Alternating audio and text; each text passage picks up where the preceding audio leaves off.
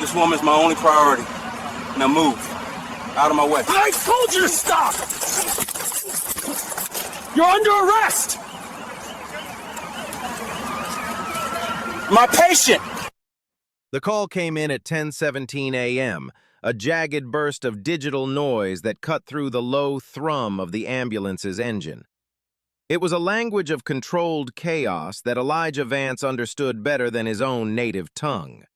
For 20 years, the 42-year-old paramedic had translated these clipped dispatches into decisive action, his life a series of sprints between moments of profound calm and scenes of utter devastation. Today, the location itself was a harbinger of doom, the Ironheart Bridge. A 3-mile stretch of aging steel and concrete that arched over the deep, churning waters of the St. Jude River, it was the city's primary artery, and on days like this, its most unforgiving bottleneck. A multi-vehicle pileup, northbound lanes, smack in the middle of the main span. "Dispatch, this is Medic 19, we're en route," Eli said into the headset, his voice a deep, steady baritone that had calmed countless panicked souls. His partner, Sarah Jenkins, a woman 15 years his junior with boundless energy and a fierce respect for his veteran instincts, already had the accelerator pressed to the floor. The siren screamed to life, a sharp, urgent wail that parted the morning traffic like a hot knife through butter. The bridge was a steel canyon, and they were racing into its heart. They were the third unit to arrive on scene, but the first with a paramedic of Eli's caliber. The scene that greeted them was a portrait of kinetic energy brought to a violent, instantaneous halt. A jackknifed semi-trailer had created a dam, and against it, a half-dozen cars had smashed into a concertina of shattered glass and twisted metal. Smoke, thick and acrid, mingled with the smell of leaking coolant and gasoline, hanging heavy in the humid air. Firefighters were already dousing a small engine fire, their movements efficient and practiced. Police cruisers were angled to block the lanes, their flashing lights painting the scene in frantic strokes of red and blue. Eli's mind processed it all in seconds, a triage map forming in his head. His gaze swept past the walking wounded, the dazed, the bleeding, the miraculously unscathed, and locked onto the real crisis points. He was a conductor of chaos, and his job was to find the quietest notes in the symphony of destruction, for silence was almost always the most terrifying sound. "Sarah, you start triage on the east side. Focus on the green tags. I'm going for that minivan," he commanded, already grabbing their primary jump bag and the cardiac monitor. The minivan was crushed between the semi's trailer and a flattened sedan, its front end almost unrecognizable. The driver's side was a mangled ruin, but the passenger side was relatively intact. Through the spider-webbed windshield, he could see a woman slumped over the steering wheel, motionless. This was the silence he feared. He moved with a purpose that bordered on grace, a big man navigating the treacherous landscape of debris with an economy of motion born from thousands of similar scenes. He reached the minivan, the heat from the sun-baked metal radiating through his uniform. "Ma'am, can you hear me?" he called, his voice projecting authority and compassion in equal measure. No response. He peered closer. She was in her late 50s, her hair a salt and pepper cascade against the deployed airbag. There was a significant gash on her forehead, but it was her breathing, or lack thereof, that sent a jolt of urgency through him. It was agonal, a shallow, gasping reflex that signaled imminent respiratory arrest. Her brain was starving. He checked the door. Jammed. "I need the jaws over here," he bellowed to the nearest firefighter, who gave a quick nod and relayed the call. But time was a luxury he didn't have. He found a purchase, braced his foot against the sedan, and pulled with a surge of adrenaline-fueled strength. The metal groaned, protested, and then shrieked as the lock gave way. He was in. His fingers immediately went to her neck, searching for a carotid pulse. It was there, but it was thready and terrifyingly fast, tachycardic. Her skin was cool and clammy, classic signs of shock, likely from a massive internal injury. He needed to establish an airway, get fluids into her, and get her out. Now. He worked with the seamless efficiency of a master craftsman, his large hands surprisingly deft as he fitted a C-collar around her neck to stabilize her spine. He prepared an IV line, his movements a blur of practiced precision. He was so engrossed in the delicate dance of life-saving that he barely registered the approach of heavy boots on the asphalt behind him. He was in his element, a bubble of intense focus where the only things that mattered were the patient, the protocol, and the inexorable ticking of the clock.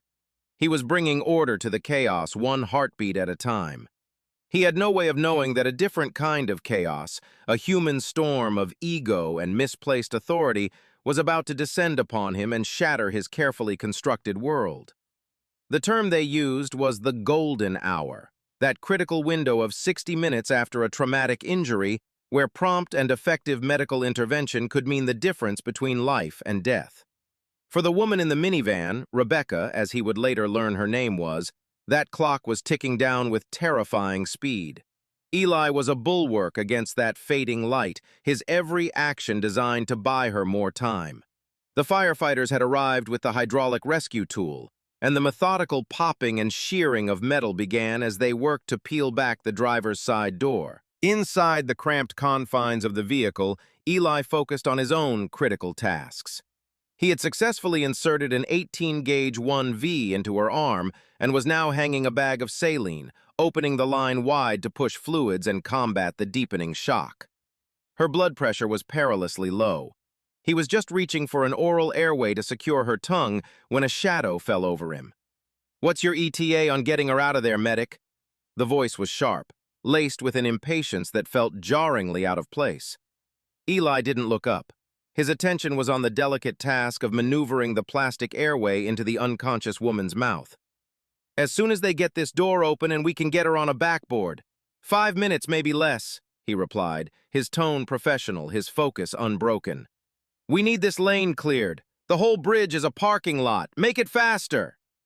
The voice was closer now, a low rumble of command that expected immediate compliance. This time, Eli did glance up, his eyes briefly meeting a pair of reflective aviator sunglasses that concealed the man's expression, creating an impassive, intimidating mask.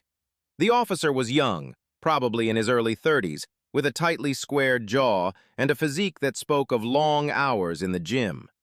The nameplate on his uniform read C. Evans. His hand was resting on his holstered sidearm, a posture of casual dominance.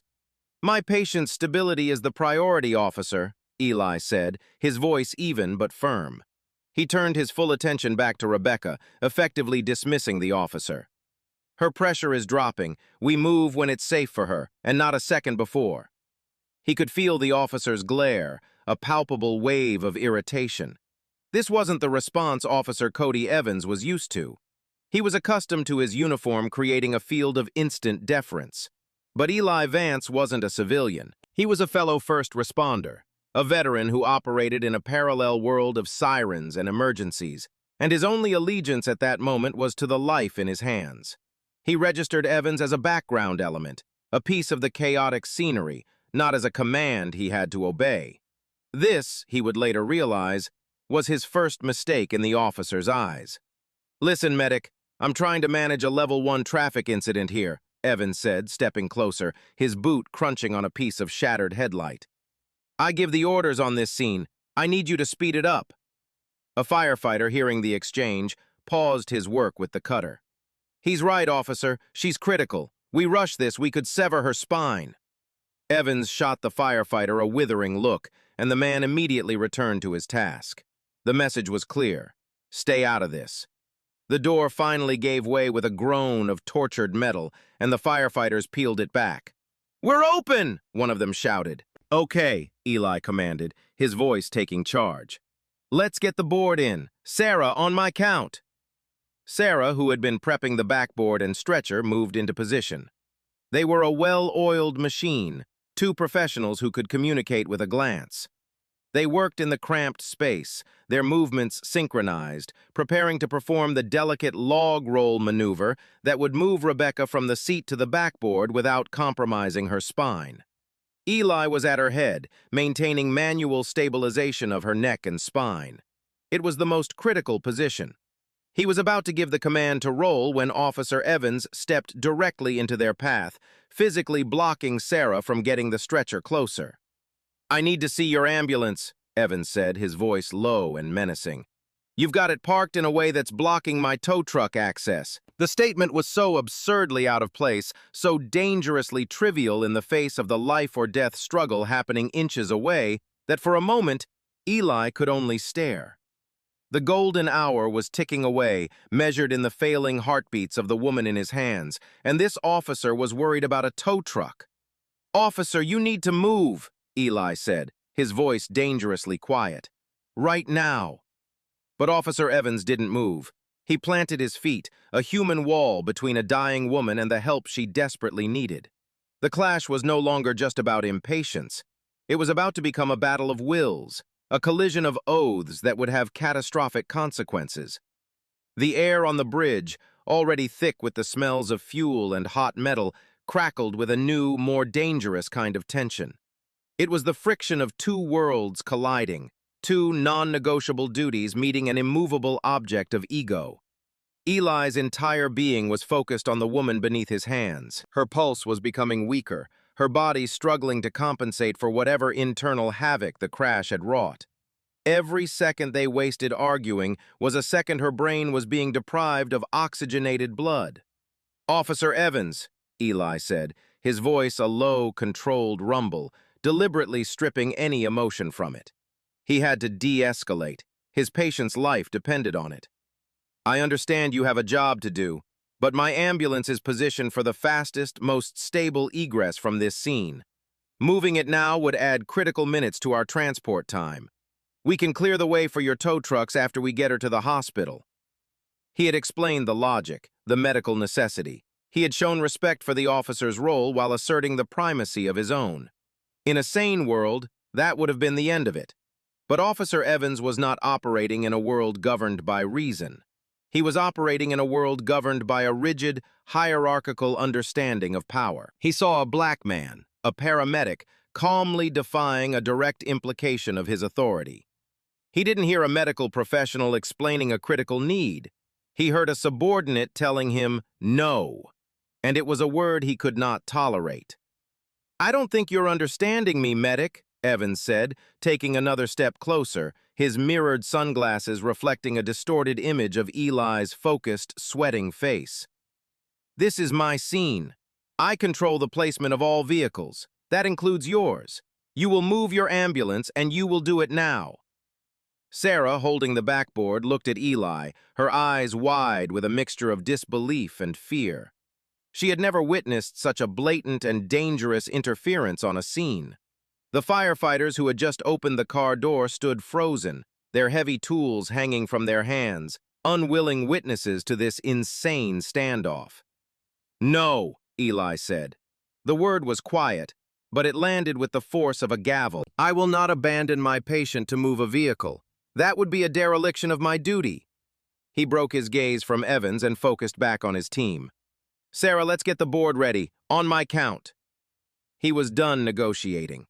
He was going to save this woman's life, and he would simply have to work around the officer who had become a bizarre obstacle.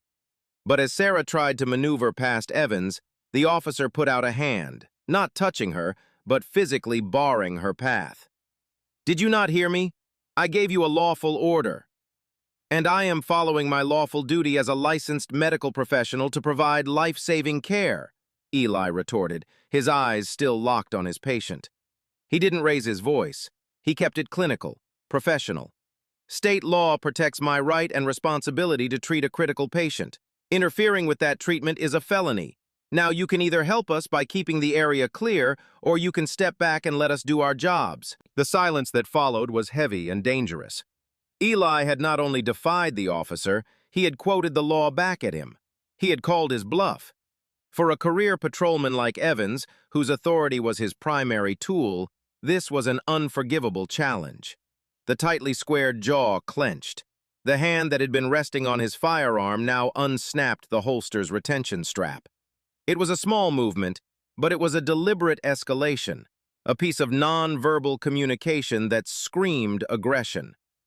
"I need to see your identification," Evans said, his voice low and menacing. He had shifted tactics. If he couldn't intimidate him with orders, he would bog him down in procedure. "My identification is in my wallet in the ambulance," Eli said, not looking up. "You are welcome to go and get my credentials from my partner or verify them through your dispatch. But I am not stopping treatment of a dying woman to show you my driver's license." "So you're refusing to identify yourself?" "I'm refusing to abandon my patient," Eli corrected him. "There's a difference." He and Sarah moved as one, preparing to shift Rebecca onto the board.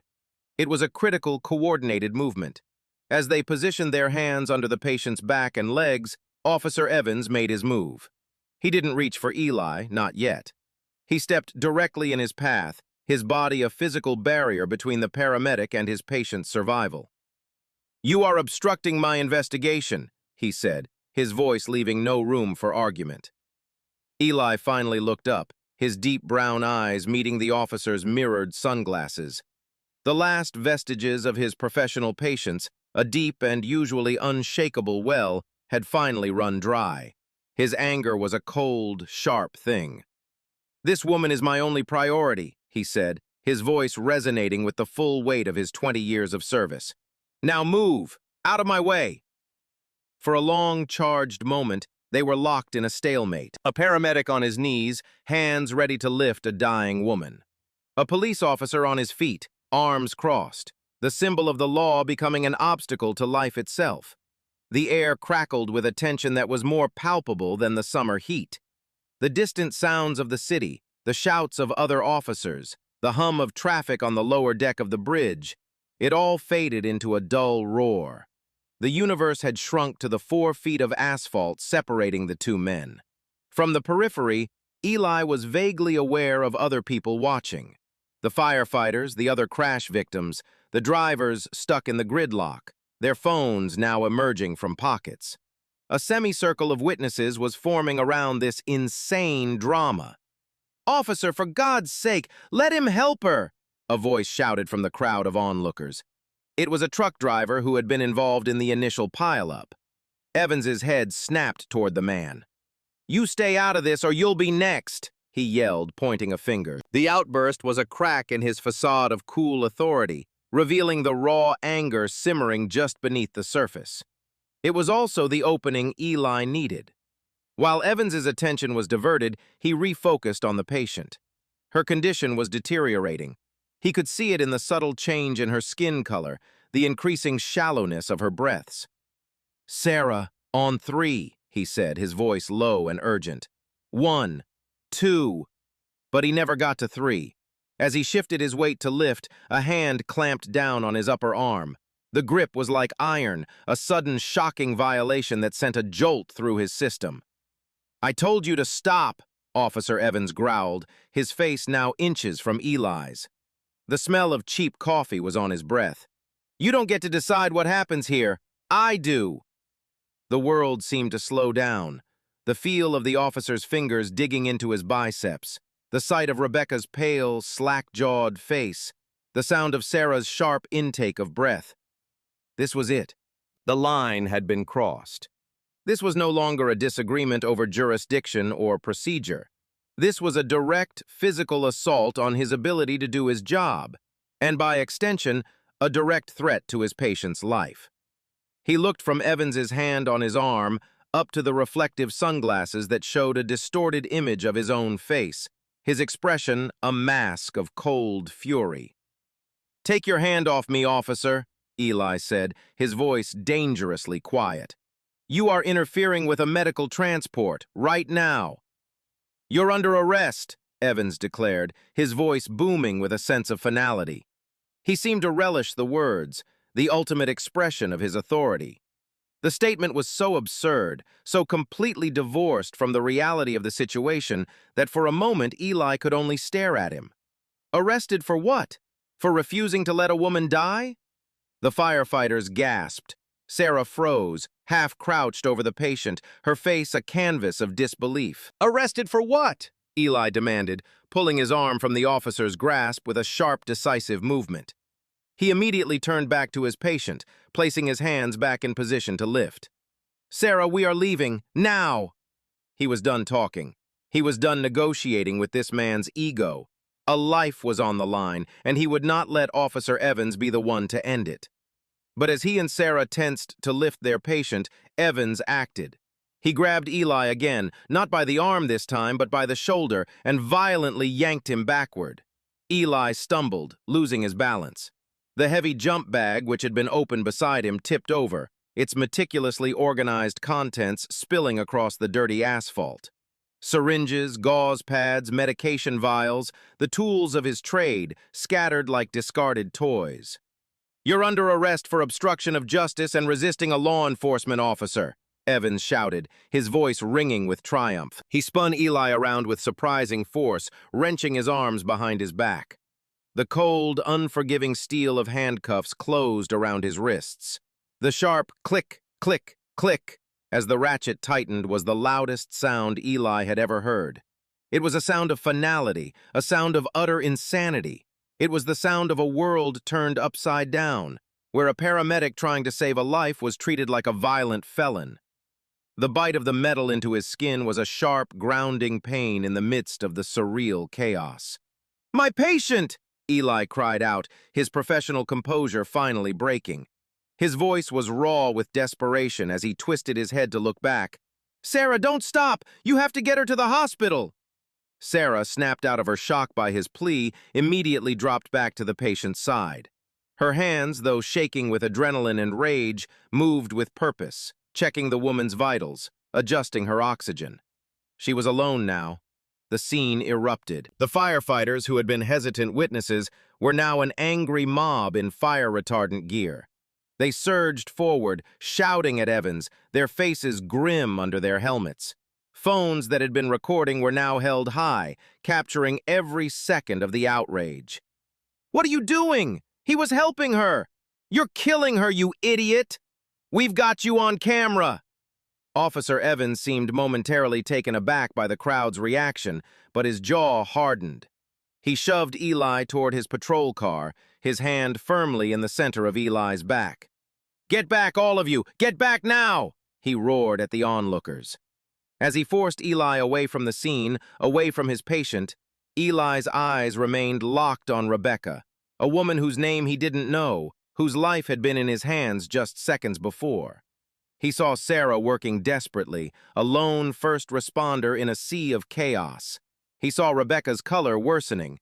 He knew with a sickening certainty that the delay, this insane, pointless, ego-driven delay, was costing her precious heart muscle, precious brain cells, precious life. Every second that ticked by while he was being marched to a police car was a second her chances of survival diminished. The door of the patrol car was opened. The heat from the black upholstery washed over him, a suffocating wave. Evans pushed him unceremoniously into the back seat. The door slammed shut with a deafening thud, sealing him in a plastic and metal cage. Through the reinforced glass and the metal grate, he watched the scene play out like a silent, horrifying movie. He saw Sarah on her radio, her mouth moving frantically, likely calling for another unit, for a supervisor, for anyone who could fix this nightmare. He saw the firefighters surrounding her, some trying to help, creating a protective circle around the patient. Their bodies were a defiant barrier against the officer who had betrayed his duty to protect and serve. He was a paramedic, cuffed in the back of a police car, watching a woman die. And the person who had put him there was the one who was supposed to be his partner in these life-or-death situations. Evans hadn't just arrested him, he had abandoned his most fundamental duty. In that moment, sitting in the suffocating heat of the car, a cold, clear resolution formed in the pit of his stomach. This would not stand. Officer Cody Evans had just made the biggest mistake of his career. He just didn't know it yet. He thought he had won a contest of wills, asserted his dominance. What he had actually done was ignite a fire that would consume him. The back of the patrol car was an oven.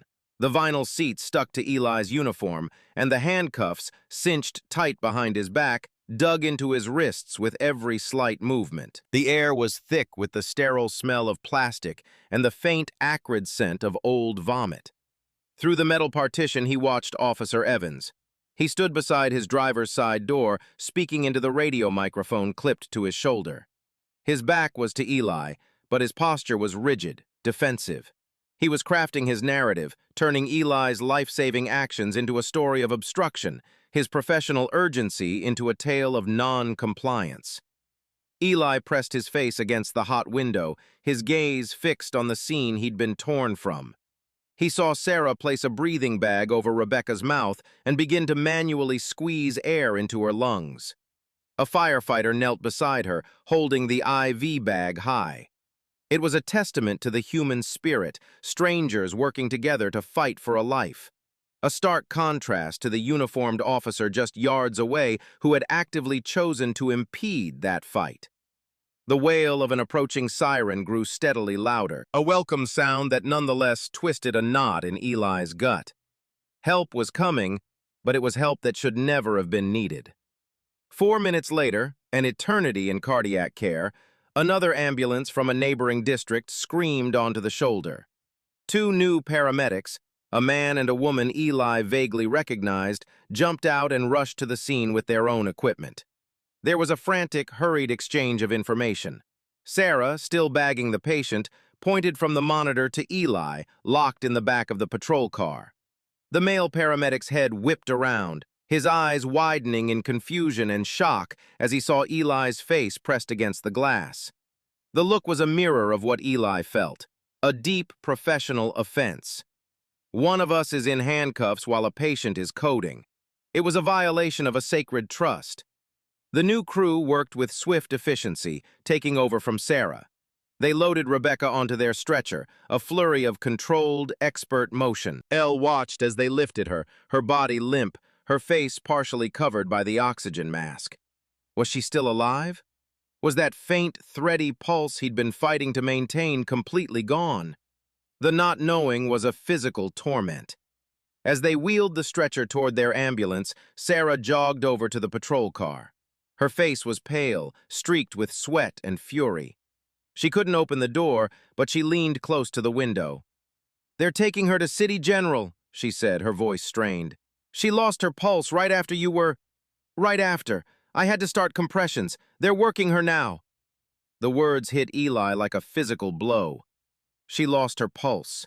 She had gone into full cardiac arrest, the very thing he had been fighting to prevent. The catastrophe that Officer Evans's intervention had directly precipitated had happened. The delay wasn't theoretical anymore. It was measured in the death of heart cells, in the starvation of a brain, in the potential destruction of a life. "Sarah, you need to call our supervisor now," Eli instructed, his voice steady despite the tremor he felt inside. "You need to document everything. The time Evans arrived, the time he first interfered, the time of the arrest. Every single second." "Already did," Sarah said, her jaw tight. "He's on his way. The whole world is about to come down on this guy's head." The other ambulance pulled away, its lights flashing, its siren cutting a path through the parted traffic. Eli watched it go until it was just a speck in the distance, carrying away the patient he had been forced to abandon.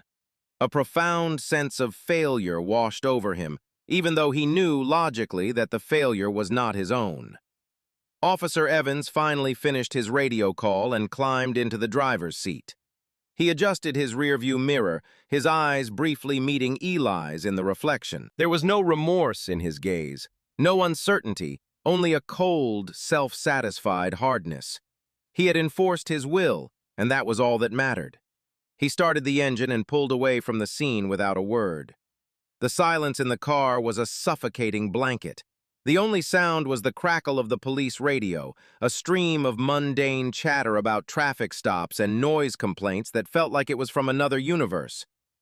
"That woman could die," Eli said, the words breaking the silence. He needed to say it. He needed him to acknowledge the consequence of his actions. "Because of you. Because you needed to see my ID while her heart was failing. I hope your ego is worth a woman's life." Evans's knuckles whitened on the steering wheel. "You should have followed a lawful order," he said, his voice flat and devoid of emotion. "This is on you. You resisted." Eli leaned his head back against the hard plastic seat and closed his eyes. It was useless. Arguing with him was like arguing with a brick wall. He was insulated by his badge, by his own certainty, by a system that had clearly taught him that his authority was absolute. He had already convicted Eli in his mind to justify his own catastrophic misjudgment. The central booking facility was a place Eli had only ever seen from the other side of the divide. A monolithic concrete structure that hummed with a low-grade misery. He had dropped off patients here before, intoxicated individuals, people suffering mental health crises who needed to be cleared before being booked. But he had always been a respected professional in a clean uniform. Now he was being led through the sally port in handcuffs, the heavy steel doors clanging shut behind him. The air inside was cold, recycled, and smelled faintly of disinfectant and despair. Miller pushed him toward the booking desk, presided over by a world-weary-looking sergeant in his 50s, a man with a thick mustache and a nameplate that read, Davis. "Got one for booking," Evans announced, his voice unnecessarily loud. "Obstruction and resisting."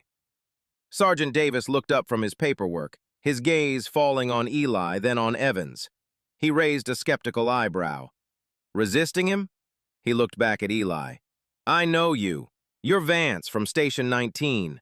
You brought in that guy who'd been stabbed last week. What in God's name is going on, Evans?"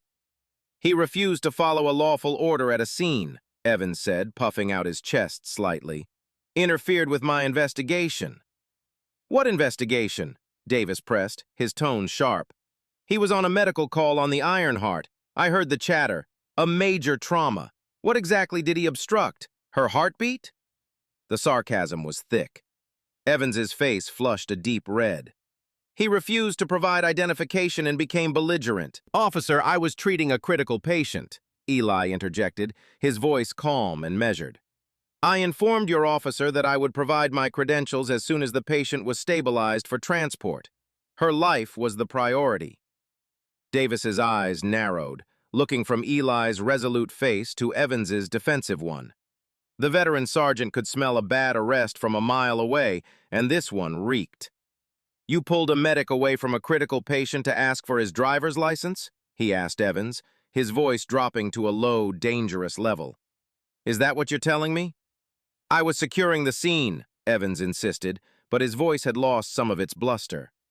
Davis just shook his head slowly, a look of profound disappointment on his face. He turned to the booking officer.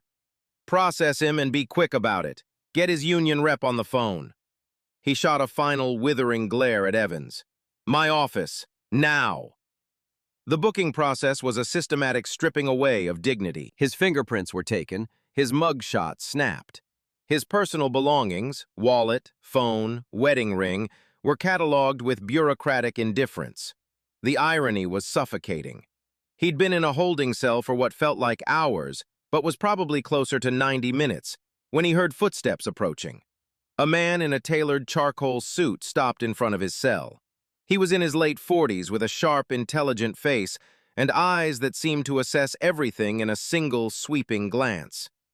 "Elijah Vance?" he asked, his voice calm and confident. "My name is Marcus Thorne. I'm an attorney with the Paramedics Union. Your partner Sarah called your supervisor, and your supervisor called me. Let's get you out of here." A wave of relief so profound it almost buckled Eli's knees washed over him. He wasn't alone anymore. The cavalry had arrived. "Don't thank me yet," Marcus Thorne said, already pulling a legal pad and a pen from his expensive leather briefcase. He moved with an air of contained energy, a man who thrived in the eye of a storm. "I've already spoken with Sergeant Davis. He's displeased with his officer's conduct, to put it mildly. But the arrest report has been filed. Evans is doubling down. We need to build our case starting right now. I want you to tell me everything that happened, from the moment you got the call. Don't leave out a single detail, no matter how small." Eli, standing on his side of the cell bars, began his story. He recounted it with the precision of a trained medical professional reporting a patient's history. He detailed the dispatch call, Rebecca's condition upon arrival, his initial assessment, her vital signs. Then he described Officer Evans's arrival, his tone, his posture, his immediate demands.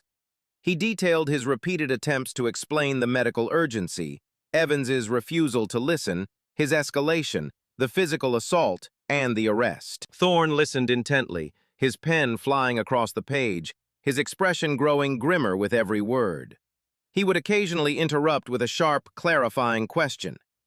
Did he ever state what crime he was investigating? No, just that it was his scene and he needed to secure it. Did he ask about the patient's condition? Did he show any concern for the woman's well-being? None. His only concern was establishing his authority and seeing my ID. And you told him where your ID was? I told him it was in the ambulance and he could verify my credentials with my partner or dispatch, but that I would not stop active treatment of a critical patient. Thorne nodded, a grim satisfaction on his face. That's perfect. You established a clear willingness to comply once the exigent medical circumstance was resolved. His refusal to accept that is key. He looked up from his notes. Eli, what he did wasn't just a bad judgment call. It was illegal. State law is crystal clear on the issue of interfering with emergency medical personnel. The arrest was unlawful from the moment he laid hands on you. He closed his notepad. They'll release you within the hour. The charges of obstruction and resisting are baseless. They won't even make it to a prosecutor's desk. This is a classic case of what we call contempt of cop, and it's not a real crime. Evans arrested you because you challenged his authority, not because you broke the law. What about my patient? Eli asked, the question that had been tormenting him for hours. Do you know anything? Thorne's expression softened. Sarah gave me an update. She was transported to City General. She went into full cardiac arrest at the scene, as you feared. They were performing CPR on her in the ambulance. She was alive when they arrived at the ER, but the trauma surgeon called it touch and go. The next few hours are critical. He paused, letting the weight of the words settle. The delay in transport. It's going to be a major factor in this case. If the worst happens, this goes from being an unlawful arrest to a potential wrongful death suit. The city knows that. They're already in damage control mode. True to Thorne's word, the cell door slid open 40 minutes later. Sergeant Davis was standing there, his expression stern. You're being released on your own recognizance, Vance. The charges are being reviewed, but I don't expect them to stick. He handed Eli the plastic bag with his belongings. For what it's worth, he said, his voice low, I'm sorry this happened. He was out of line. Eli just nodded, taking his property. The apology was a small concession, but it was something. As he walked out of the station with Marcus Thorne at his side, blinking in the harsh afternoon sun, he felt like he was surfacing after being held underwater. He was free, but he wasn't whole. A part of him was still back on that bridge, fighting for a life that had been needlessly endangered. Sarah was waiting for him in the parking lot, leaning against the side of their ambulance.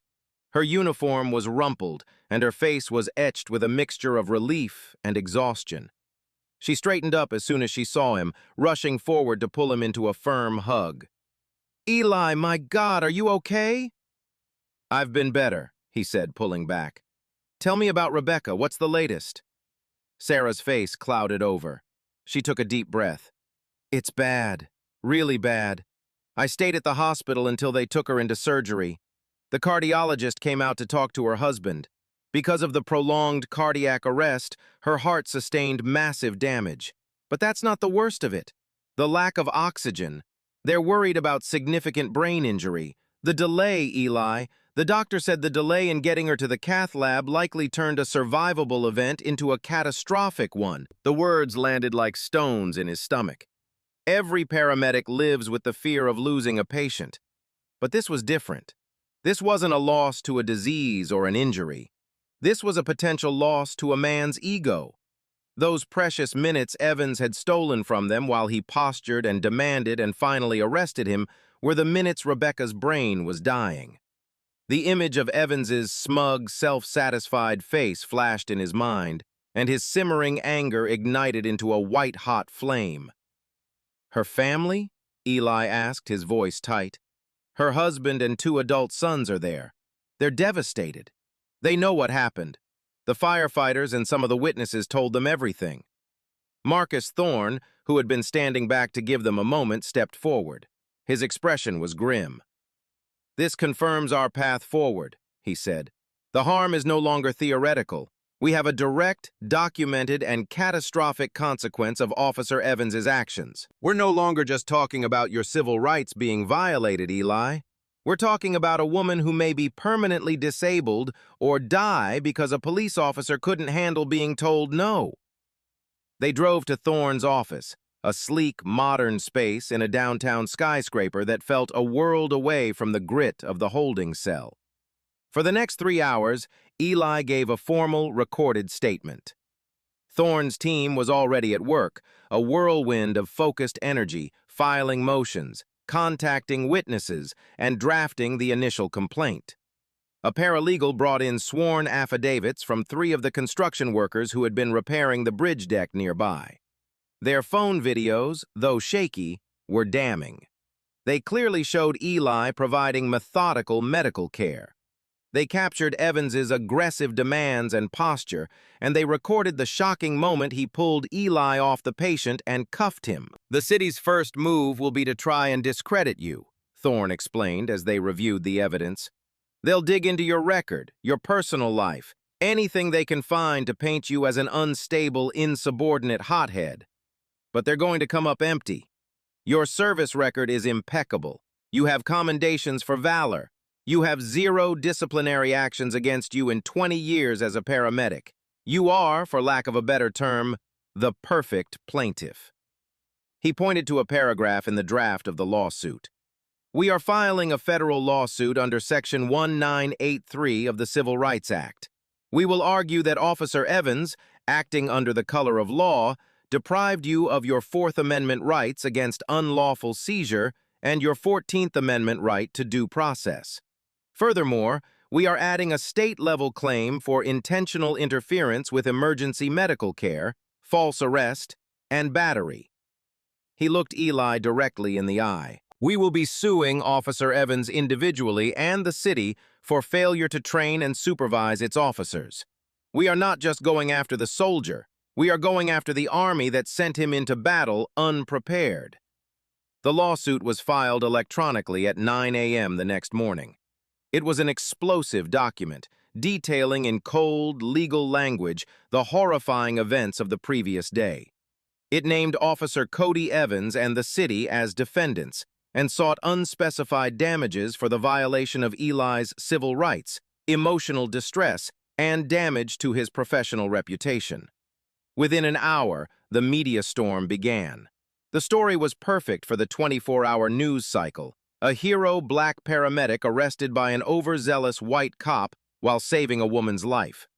The witness videos, which had been sent by Thorne's office to a local news station, went viral. The image of Eli in his uniform being forced into the back of a patrol car while his patient lay on the asphalt was broadcast across the country.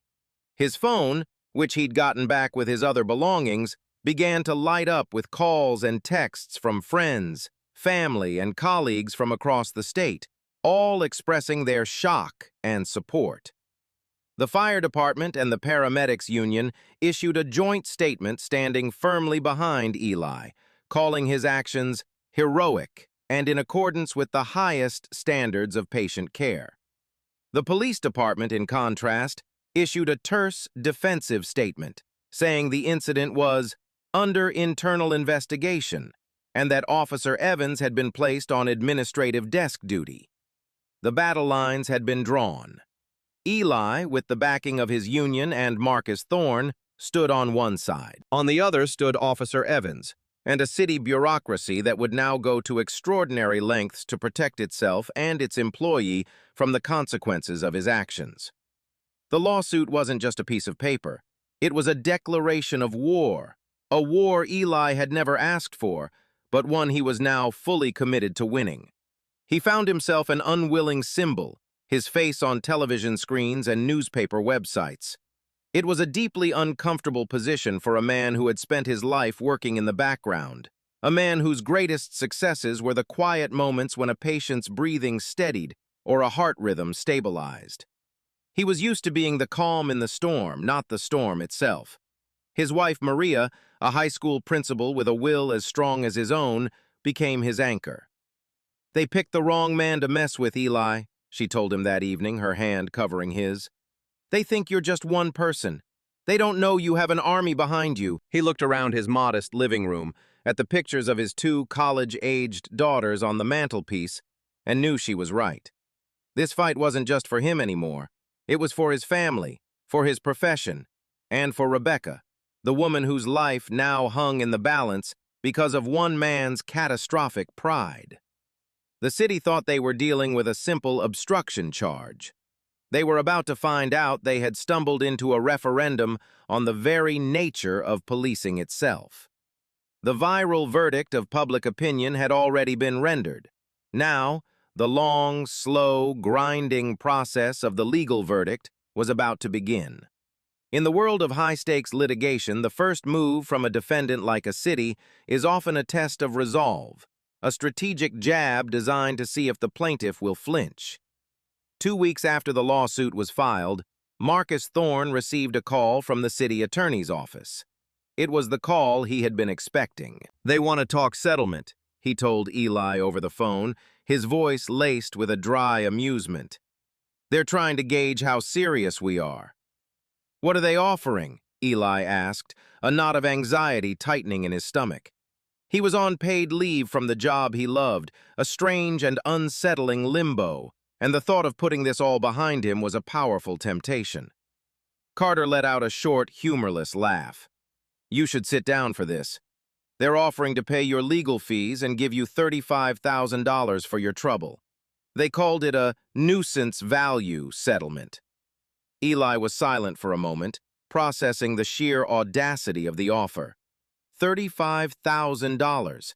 It wasn't a settlement, it was an insult. It was the monetary equivalent of a pat on the head, a pittance meant to make the problem go away before it got too expensive or embarrassing. It was an offer made by people who saw this not as a gross violation of rights and a near-fatal dereliction of duty, but as a public relations inconvenience to be managed.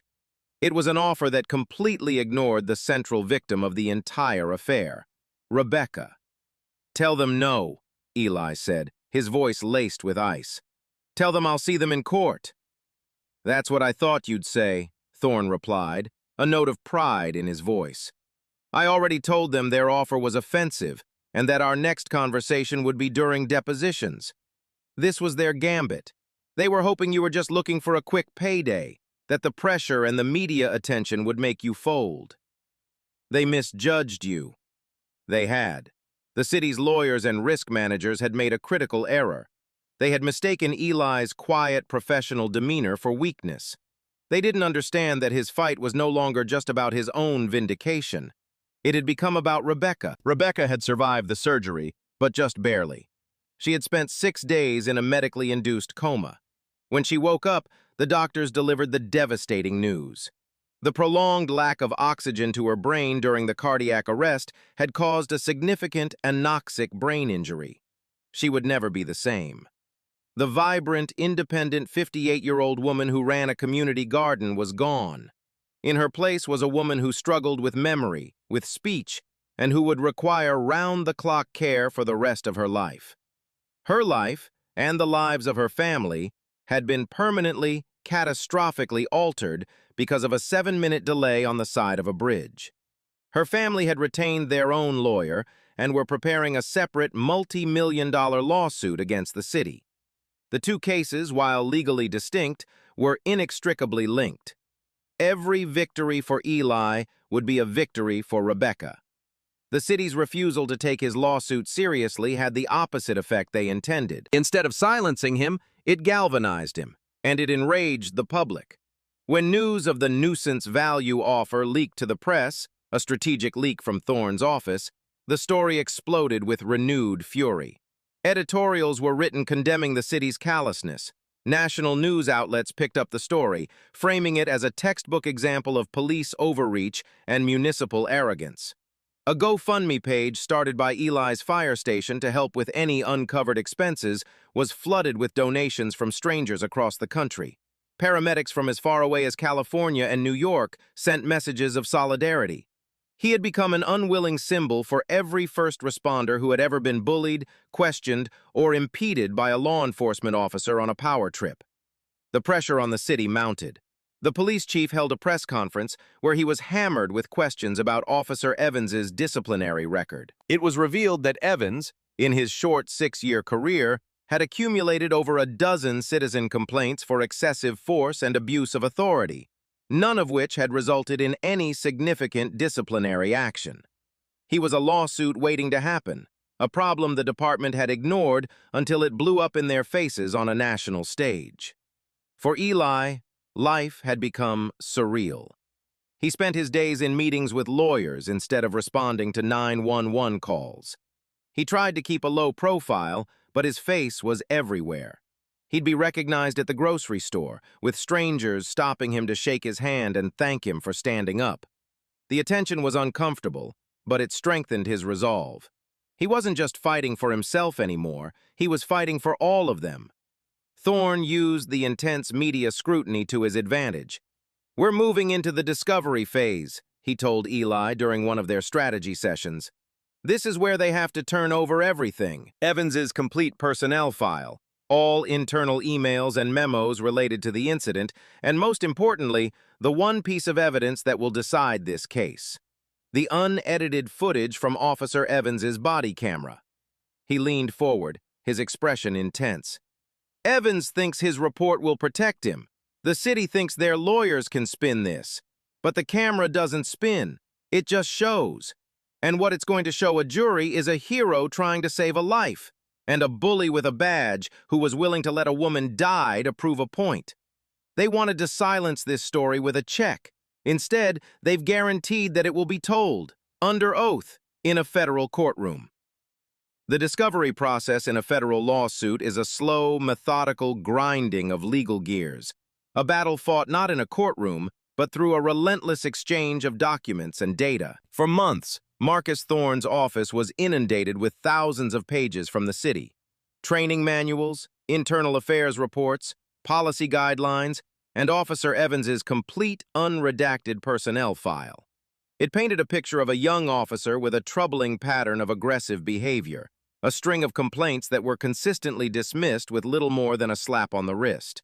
He was a known problem, a ticking time bomb the department had chosen not to defuse.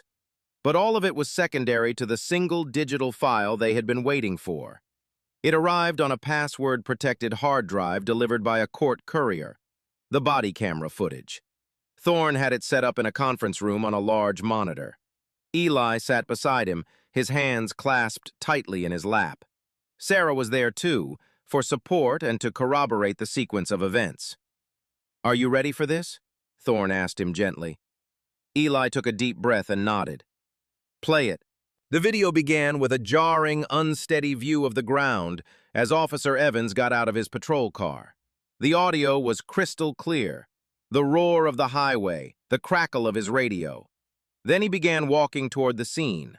The camera's perspective was his own, an unnerving first-person view of the confrontation to come. He approached the wreckage, his voice already sharp. "What's going on here? Everybody back up!" Then the camera centered on him, a version of Eli kneeling on the ground, his back to the camera, completely engrossed in his patient. The footage was visceral, immediate. It captured the gray, sweaty pallor of Rebecca's skin, the shallow, desperate gasps for air she was taking. It was obvious to anyone, medically trained or not, that she was in extreme distress. The audio was even more damning than Eli remembered. "What's your ETA on getting her out of there, medic?" Evans's voice commanded, cold and devoid of any empathy. "As soon as they get this door open and we can get her on a backboard," his own voice replied, calm and focused. The camera showed him not even looking up, his hands moving with purpose inside the minivan. The footage perfectly corroborated his story. His attention was and remained on saving a life. "I need this lane cleared. Make it faster," Evans's voice repeated, louder this time. The camera tilted up as Evans stepped closer, looming over the scene. It captured Eli's quick glance up, the firmness in his voice as he explained the situation. "My patient's stability is the priority, officer. We move when it's safe for her, and not a second before." Watching it now from Evans's perspective was chilling. The camera showed no interest in the patient. It remained fixed on Eli, the perceived source of defiance. It recorded his clear, concise explanations of the medical emergency and his lawful duty. It recorded his offer to have his credentials verified by other means. It recorded the moment he dismissed Evans to focus on his team. Then came the escalation. The camera lurched as Evans stepped forward to block Sarah. His voice, captured by the microphone inches from his mouth, was a low growl. "You will move your ambulance and you will do it now." Eli's reply was just as clear. "No, I will not abandon my patient." The most crucial moment was the arrest itself. The video showed Evans's hand clamping down on Eli's arm. It showed him yanking Eli away from the patient. The camera swung wildly, capturing the medical kits spilling across the ground. Then the view became a chaotic jumble of Eli's back and the sky as Evans spun him around and forced his arms behind his back. The sharp, metallic clicks of the handcuffs were picked up with perfect clarity by the microphone. The video continued for another 20 minutes. It showed the angry shouts from the firefighters and onlookers. It showed Sarah, her face a mask of desperation, taking over chest compressions. It showed the arrival of the second ambulance, and it showed the long, silent walk back to the patrol car where Eli was placed in the back like a piece of cargo. When the video ended, the conference room was silent. Sarah was shaking her head, her face pale. Eli felt strangely numb, vindicated but also sickened. It was all there. Every lie in Evans's report, every self-serving statement the city had made was obliterated by this single, unblinking recording of the truth. Marcus Thorne sat back in his chair, a slow, grim smile spreading across his face. He looked at Eli. "In 25 years of practicing law," he said, his voice quiet with awe, "I have never seen a more powerful piece of evidence. That camera didn't just record an unlawful arrest, it recorded a man's soul. It recorded his arrogance, his insecurity, and his utter disregard for human life." He stood up and began to pace the room, energized. "This changes everything. Their strategy was to paint you as the aggressor, as uncooperative. This video proves you were the only person in that interaction who remained calm, professional, and focused on the job at hand. Evans wasn't a cop maintaining order. He was a bully who couldn't handle a man, a black man, telling him he had more important things to do than stroke his ego." Thorne stopped pacing and looked at the blank screen. "The city's lawyers will see this footage, and they will know their case is unwinnable. They'll come back to the table with a real settlement offer, but that's not what we're going to do." He turned to Eli, his eyes glinting. "We're going to show this video to a jury. We're going to let 12 ordinary citizens see what Officer Cody Evans did on that bridge. We're going to depose him, make him watch it, and make him explain every single second of it under oath. This case is no longer about getting you a settlement. It's about getting you justice, the kind of justice that changes laws. A deposition is not a trial. There is no judge, no jury. It takes place in the sterile, soundproofed confines of a law firm's conference room. But in many ways, it is more grueling. It is a slow, methodical dissection of a witness's story, designed to lock them into a version of events they cannot later change, and to expose every weakness, every contradiction, every lie. Officer Cody Evans walked into the deposition room flanked by 2 attorneys from the city. His uniform was crisp, his posture ramrod straight. He carried himself with the same air of unshakable confidence he'd had on the bridge. He was there to defend his actions, to project the image of a decisive officer who had been forced to take control of a chaotic scene from an uncooperative paramedic. He believed his badge and his version of the story would protect him. He was wrong. For the first hour, the city's lead attorney led Evans through his own testimony, allowing him to construct his narrative. He described arriving at a disorderly scene, his attempts to secure the area, and paramedic Vance's immediate and hostile refusal to comply with his lawful orders. He painted a picture of himself as the calm center of a storm, a professional doing his job. Eli sat at the other end of the long mahogany table next to Marcus Thorne and listened in silence. It was like hearing a description of an entirely different event. Then it was Thorne's turn. He began calmly, his questions simple and direct. "Officer Evans, you've been with the department for 6 years, is that correct?" "Yes, sir." "And in that time, have you received training on interacting with other first responders at emergency scenes?" "Yes, sir. We receive extensive training." "And does that training instruct you that the immediate life-saving care of a patient is the top priority at a medical emergency?" Evans shifted in his seat. "My priority is to secure the scene for the safety of all personnel." "That wasn't my question, officer," Thorne said, his voice still mild. "Does your training instruct you that a paramedic's active treatment of a critical patient takes precedence over administrative requests, like asking for identification?" The city's attorney objected, but Thorne just smiled. "Let me rephrase. At any point did you believe the patient, Mrs. Miller, was not in serious medical distress?" "I am not a medical professional," Evans said stiffly. "I could not make that assessment." "Exactly," Thorne pounced. "You are not a medical professional, yet you felt qualified to order the actual medical professional on scene to stop providing care. Is that correct?" "I ordered him to step back so I could secure the scene." Thorne nodded slowly, then turned to his paralegal. "Please play the first video exhibit, body camera footage of Officer Evans, timestamp 10/22/14. The large monitor at the end of the conference table flickered to life. The deposition room was filled with the sounds of the bridge, and the video began. Thorne had Evans watch the first 2 minutes, showing his arrival and his initial aggressive demands. "Officer," Thorne said, pausing the video just after Evans had yelled, "Make it faster!" At this point, you had been on scene for less than 30 seconds. You had not spoken to any witnesses. You had not assessed any potential threats. Yet you decided the most important action was to stop the paramedic from treating his patient. Why? "I was establishing control of the scene," Evans repeated, his jaw tight. "Control over what exactly? A man on his knees trying to save a woman's life?" Thorne let the question hang in the air before playing the next segment, the one where Eli calmly explained the patient's condition. He paused it again. "Officer, on this video we can hear paramedic Vance, a 20-year veteran with an exemplary record, telling you the patient is in shock and her pressure is dropping. Did you know what that meant?" Evans hesitated. "I have basic first aid training."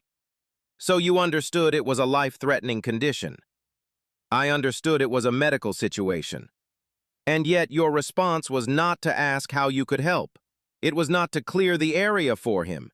It was to demand he move his ambulance, is that right?" "It is standard procedure to control all vehicles on a scene." "Is it standard procedure to arrest a paramedic for prioritizing his dying patient over your request to clear a path for a tow truck?" Thorne's voice was rising now, losing its gentle tone and taking on a hard prosecutorial edge. For the next 4 hours, Thorne dismantled Evans's story piece by piece, using the officer's own camera footage as the wrecking ball. He forced Evans to watch himself yank Eli away from Rebecca. "Please describe for the record what is happening in this video, officer." Evans stared at the screen, his face pale. "I am effecting an arrest. You are physically assaulting a licensed paramedic and preventing him from rendering aid," Thorne corrected him. "Did you see the medical kit spill onto the ground? Did you see the patient unattended while you focused on handcuffing Mr. Vance?" By the end of the deposition, Cody Evans was a changed man.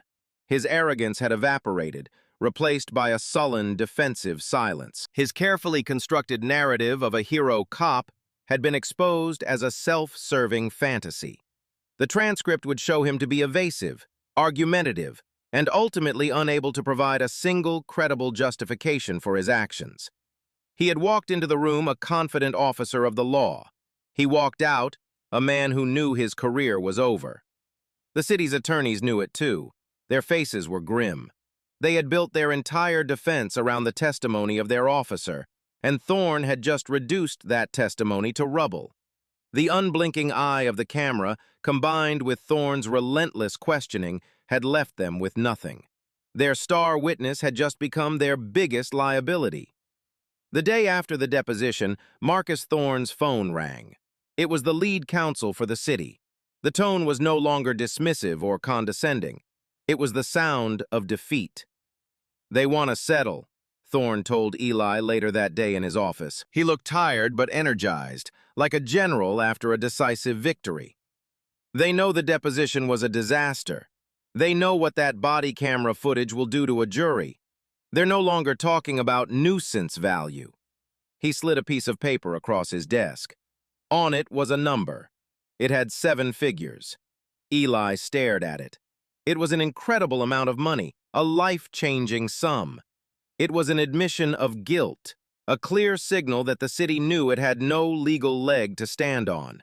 It was enough to pay off his mortgage, pay for both his daughter's graduate school educations, and live without financial worry for the rest of his life. It was everything the city had said his ordeal wasn't worth, and then some. Part of him, the tired part that had been living this nightmare for months, wanted to say yes. He wanted it to be over. He wanted to stop the endless meetings, the media attention, the gnawing anxiety of the impending trial. He wanted to go back to his life, to his ambulance, to the simple, profound work of saving people. To a world where his biggest worry was a patient's blood pressure, not a legal brief. "What do you think?" he asked Thorne, his voice quiet. Thorne leaned back in his chair, steepling his fingers. "From a purely financial perspective, it's a very strong offer. We could probably push them for a little more, but this is in the ballpark of a major victory without the risk and stress of a trial. If you take this, you walk away with financial security, and we can get them to expunge the arrest record as part of the deal. No one would blame you for taking it." He paused, his gaze steady. "But you didn't come to me for a purely financial perspective. You came to me for justice." Justice. The word hung in the air between them. Was this justice? A check and a quiet end to the affair. Officer Evans would likely be fired, but the system that created him, the policies that enabled him, the culture that protected him, would remain unchanged. The next Officer Evans in another city on another bridge could do the very same thing to another paramedic. The money would fix his problems, but it wouldn't fix the problem. He thought about Rebecca, who was beginning a long, painful rehabilitation, her life forever diminished. He thought about the messages of support he'd received from EMTs and paramedics across the country, stories of their own run-ins with police, of being bullied, threatened, and treated like subordinates instead of partners. He thought of the fear they all felt, the worry that doing their job correctly could cost them their own freedom. This wasn't just his fight anymore. The viral videos, the media attention, the deposition, it had all turned his case into something bigger. It had become a test case, a potential landmark for the rights of all first responders. "This offer comes with a non-disclosure agreement, doesn't it?" Eli asked. Thorne nodded. "Of course. They want your silence. They'll pay a premium for it. They want to make sure that body camera footage is never shown in a public court, that Evans's deposition transcript is never released." That was the deal breaker. They wanted to buy his story, to bury the truth he had fought so hard to bring to light. They wanted to pay him to pretend this never happened. "No," Eli said, the single word firm and clear. The doubt vanished, replaced by a cold, hard certainty. "No deal." A slow smile spread across Marcus Thorne's face. It was the answer he had been hoping for. "I thought you might say that." "This isn't about the money, Marcus," Eli continued, leaning forward, his eyes flashing with a fire Thorne hadn't seen before. "It was never about the money. This is about making sure that no paramedic, no EMT, no firefighter ever has to hesitate to treat a patient because they're afraid of the police officer standing over their shoulder. I want that body camera footage shown in court. I want Evans to have to answer for what he did in front of a jury. And I want a verdict that sends a message, not just to this city, but to every police department in this country. You do not interfere with medical personnel who are saving a life. Period. His stand was a declaration. He was turning down a fortune for a principle. He was choosing the uncertainty and agony of a public trial over the comfort of a private settlement. It was a choice that would require immense courage.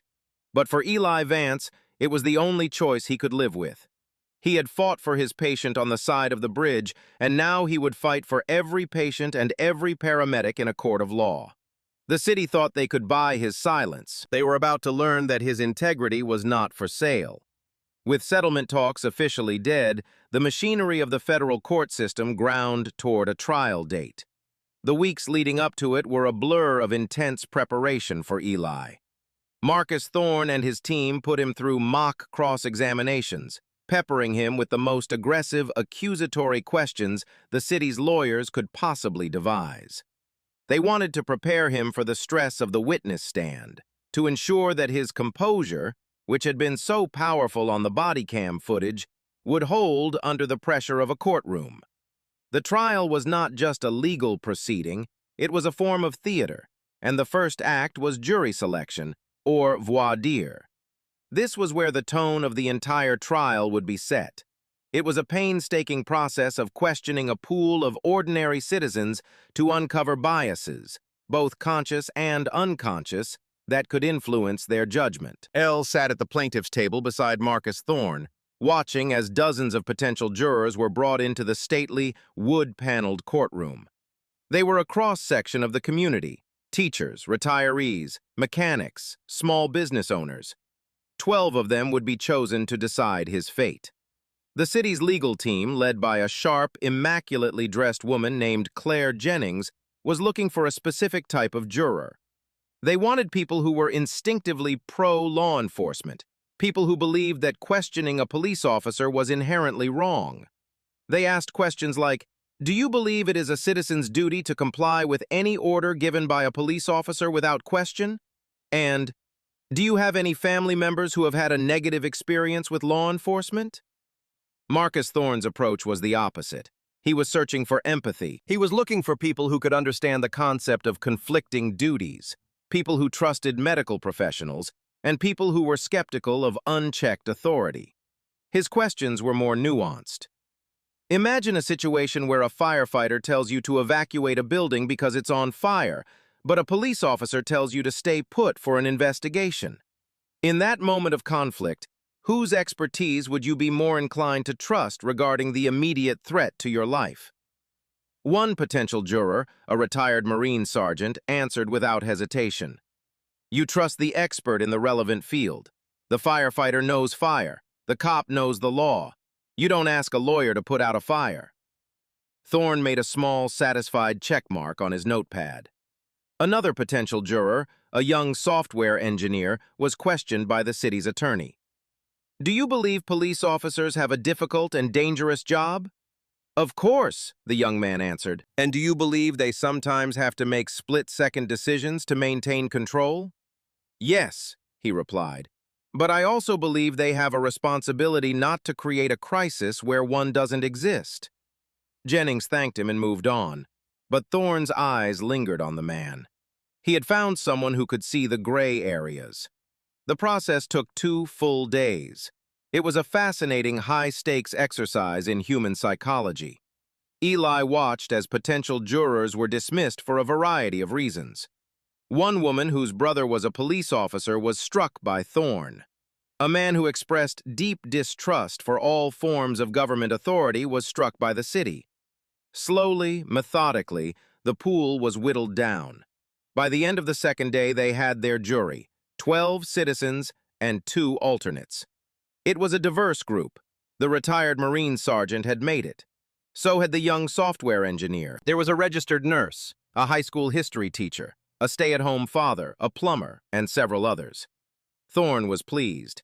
It was not a jury that was inherently anti-police, but it was a jury of thoughtful, independent thinkers. They were people who respected authority but were not blinded by it.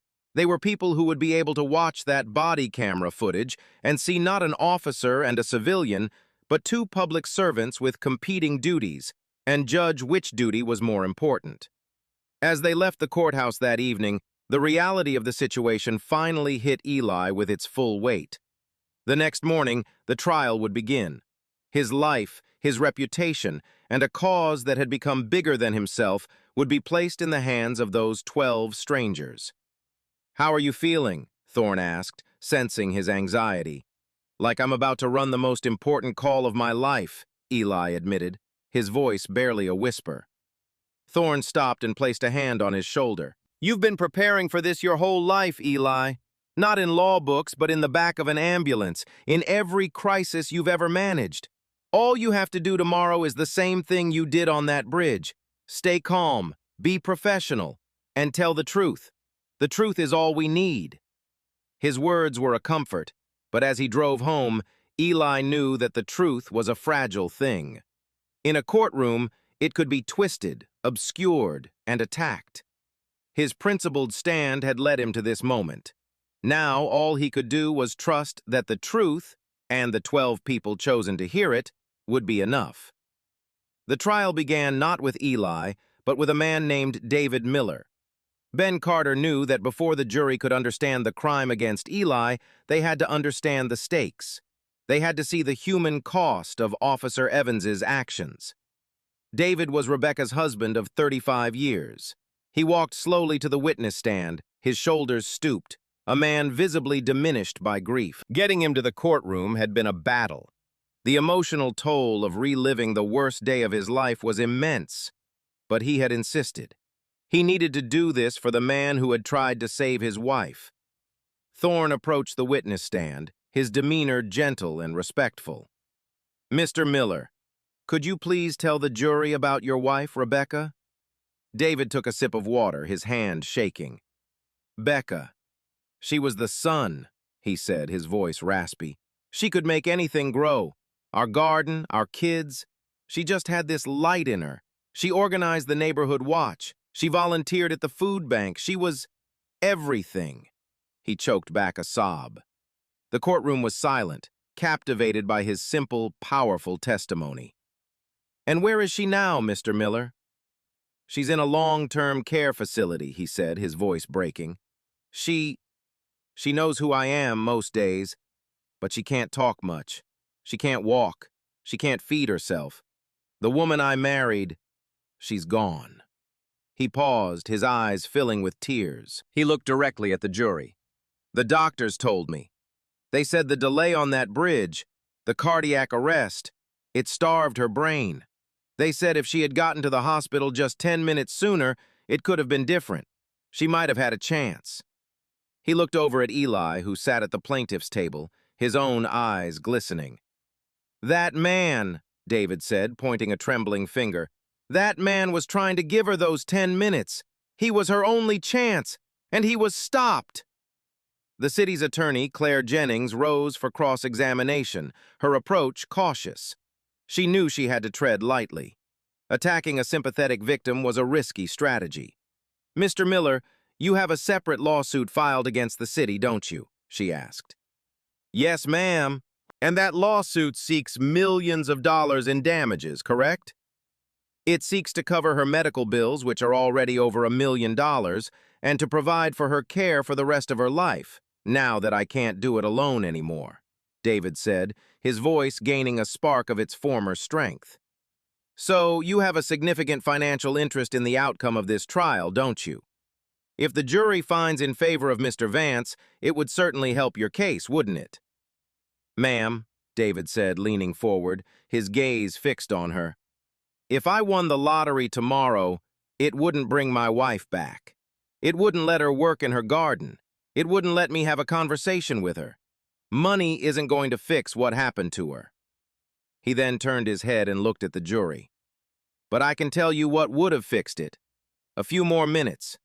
That's what the doctors told me. A few more minutes. If the paramedic who was trying to save her life had been allowed to do his job, if he had gotten her to the hospital a few minutes sooner, I might have my wife back."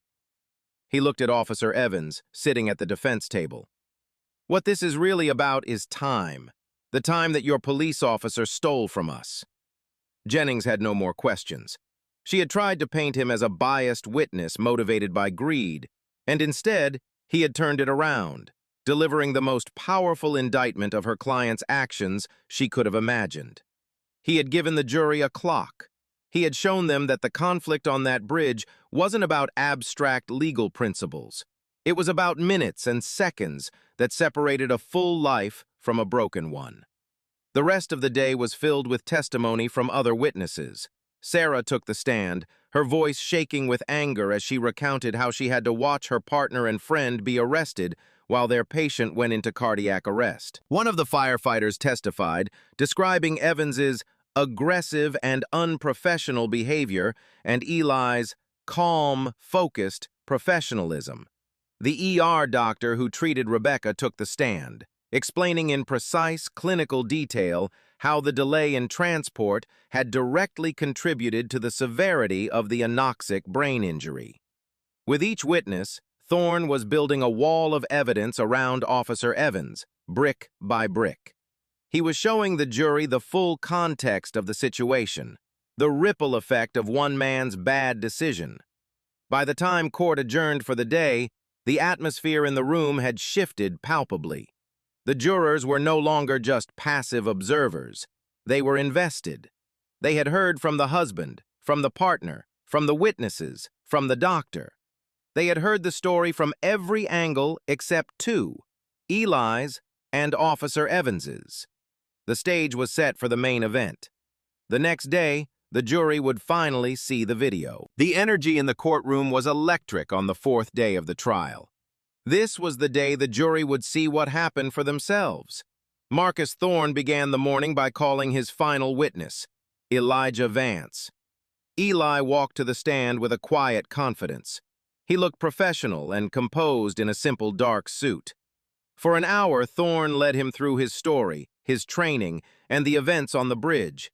His testimony was clear, concise, and devoid of melodrama. He spoke not as a victim, but as a professional explaining a catastrophic failure in interagency cooperation. He described the medical situation in detail, explaining to the jury what shock was and why every second was critical. Then Thorne walked to the large screen set up in front of the jury box. "Your Honor, the plaintiff would now like to play the body camera footage of Officer Cody Evans." The lights in the courtroom were dimmed slightly. The room was silent as the video began to play. For the next 10 minutes, the jury was transported to the side of the Ironheart Bridge.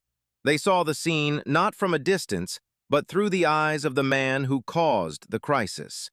They saw Eli's focused professionalism. They saw Rebecca Miller's gray, dying face. They heard Evans's aggressive demands and Eli's calm, firm refusals. They heard him literally pleading for his patient's life. And then they saw it. They saw Evans, from his own point of view, lunge forward and grab Eli. They saw him yank Eli away from his patient. They saw him spin Eli around and force his arms behind his back. The sharp, metallic clicks of the handcuffs echoed through the silent courtroom. Several jurors flinched. One woman put her hand over her mouth in shock. The retired Marine sergeant stared at the screen, his jaw set like granite. They weren't just hearing about the arrest anymore. They were witnessing an assault. When the video ended and the lights came up, the impact was visceral. The footage had transformed the case. It was no longer a matter of he said, she said. It was a matter of objective, undeniable reality. The city's attorney, Claire Jennings, knew she was in deep trouble. Her cross-examination of Eli was tentative. She tried to portray him as insubordinate, but the video had already refuted that. "Mr. Vance, you'd agree that when a police officer gives you an order, you should follow it." "I agree that I should follow a lawful order," Eli corrected her gently. "An order that forces me to abandon a dying patient in violation of my medical oath and state law is not a lawful order." Jennings had no effective rebuttal. Eli's testimony, backed by the video, was a fortress. After Eli stepped down, the defense had no choice but to call their only witness, Officer Cody Evans.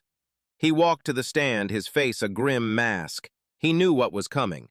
Jennings led him through his testimony, but it was a hollow exercise. Everyone in the room had already seen the truth.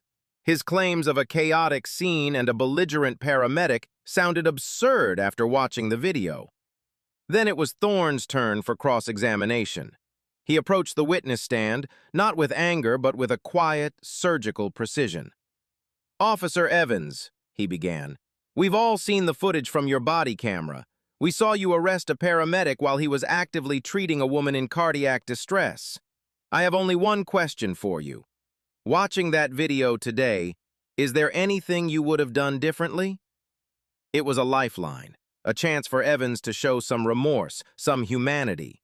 He could have said, "In hindsight, I should have waited." He could have said, "I misjudged the situation." He could have said anything to show the jury he understood the gravity of his mistake. But he didn't. His pride, the same pride that had caused this disaster, would not let him. "No," Evans said, his voice defiant. "I stand by my actions. I was following my training to secure the scene." Thorne let the answer hang in the air, a stunning admission of unrepentant arrogance. He walked back to the plaintiff's table. "No further questions, Your Honor." It was a mic drop moment. In that single defiant answer, Cody Evans had sealed his own fate and the fate of the city he worked for.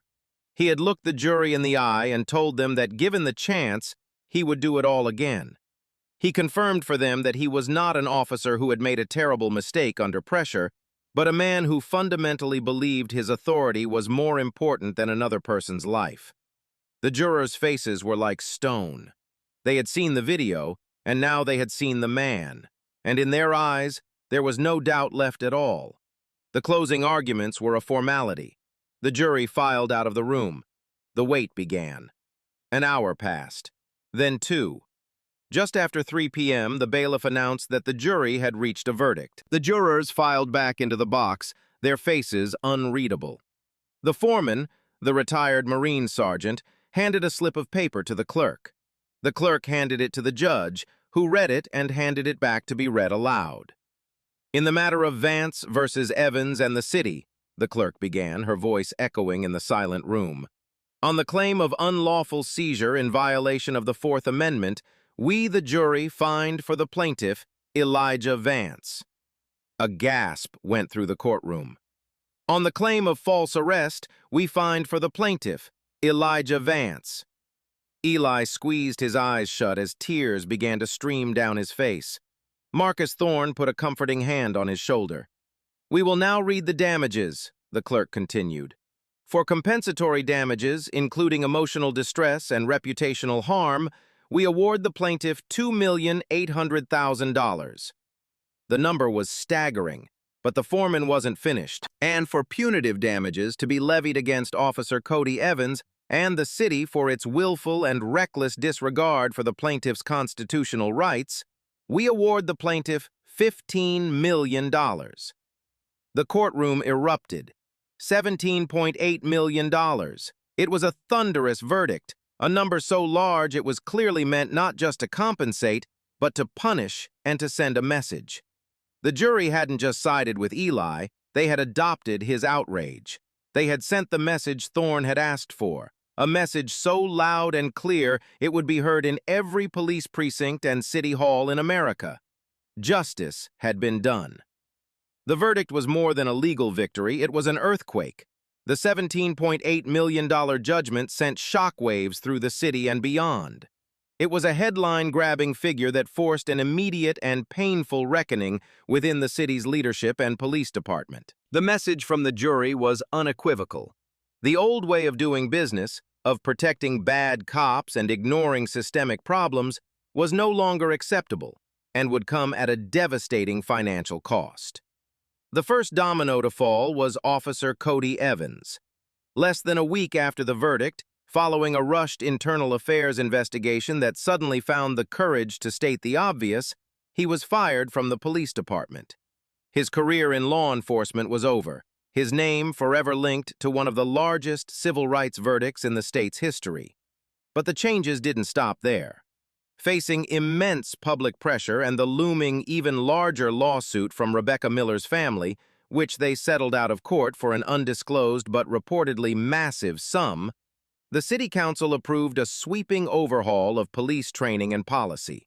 They brought in outside consultants to rewrite the department's protocols for interacting with other first responders. The new policy, which became known informally as the Vance Mandate, was explicit. At a medical emergency scene, the senior paramedic, or EMT, was in command of patient care, and any interference by law enforcement outside of a direct threat to life was grounds for immediate disciplinary action. The story of Eli's ordeal and the staggering verdict became a case study in police academies and paramedic training programs nationwide. The body camera footage, once a piece of evidence, was now a powerful educational tool. It was used to teach new recruits on both sides of the divide about the critical importance of communication, respect, and a clear understanding of roles at an emergency scene. It showed in stark, undeniable detail how arrogance and a rigid adherence to authority could escalate a situation with tragic consequences. For Eli, the aftermath was a whirlwind. He was hailed as a hero, a champion for first responders. He was invited to speak at national EMS conferences and was instrumental in lobbying the state legislature. A year after his trial, the governor signed the First Responder Protection Act into law, a bill that codified many of the principles his case had brought to light, creating specific legal protections for medical personnel against obstruction or interference while performing their duties. Eli stood beside the governor at the signing ceremony, a reluctant but powerful symbol of change. He eventually returned to work at Station 19. The money from the settlement afforded him financial freedom, but he couldn't imagine doing anything else. The ambulance, the adrenaline, the profound privilege of being the person someone called on the worst day of their life. It was a part of who he was. Things were different, though. When he arrived at scenes, police officers treated him with a new level of respect, almost a reverence. They kept their distance. They offered help. They deferred to his medical judgment. His battle had created a safer environment for all of his colleagues. He had fought the war so they could do their jobs in peace. In the quiet moments after a storm, reflection offers a clarity that the chaos itself can never provide. Looking back, it becomes possible to see the intricate web of choices and circumstances that led to that sun-drenched confrontation on the bridge. What drove Officer Cody Evans? It wasn't simple malice. It was something more insidious, a deep-seated insecurity masked by a rigid, aggressive interpretation of authority. Perhaps he came from a background where strength was equated with control, and any challenge, especially from an experienced, calm, black man in a position of expertise, was perceived not as a difference of professional opinion, but as a direct threat to his identity. He had been trained to see the world as a series of threats to be neutralized, and in his mind, Eli's refusal to comply made him just another threat. His badge was not a tool for service, it was armor for his fragile ego. If Evans had been able to pause, to listen, to see the dying woman in the car as a person instead of a prop in his own power play, the entire tragedy could have been averted. If his training had emphasized de-escalation and interagency respect as much as it emphasized officer safety and control, he might have become Eli's greatest ally on that roadside instead of his worst obstacle. And what of Eli? If he had been less confident, less forged by the pressures of his 2 decades of service, would he have backed down? If he hadn't possessed that core of steel, perhaps he would have made the easy choice to show his ID, gambling with a stranger's life to avoid a confrontation. The victory was born not just from the injustice of the moment, but from a lifetime of preparation that had unknowingly armed him for that specific fight. His refusal was not an act of spontaneous defiance, but the logical conclusion of a career spent prioritizing life above all else. The incident reminds us that true courage isn't about being confrontational. It's about holding fast to one's principles when it is most difficult, when the personal cost is highest. It's about understanding that sometimes the most powerful action is a firm, quiet, and unshakable no. This story is a testament to the fact that one person's unwavering commitment to their duty can expose and correct a systemic flaw, creating a legacy of safety and respect for thousands who follow.